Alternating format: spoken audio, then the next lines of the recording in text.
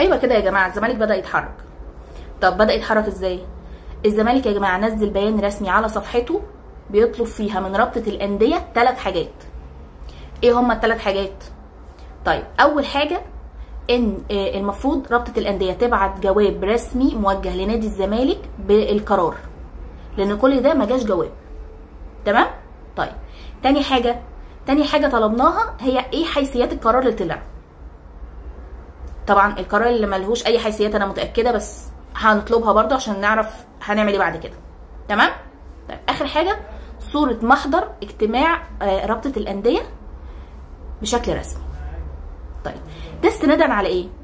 احنا طلبناه عشان لما طلع القرار الاولاني اللي هو باحتساب نادي الزمالك فائز على النادي الاهلي بنتيجه 3-0 وخصم 3 نقط من النادي الاهلي في نهايه الموسم، ده كان عن طريق جواب رسمي من رابطه الانديه لنادي الزمالك.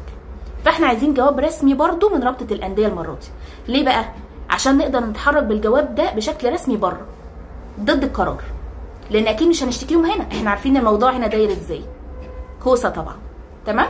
فدي خطوه كويسه، بس يا ريت يكون نفسنا طويل عشان نعرف ناخد حقنا.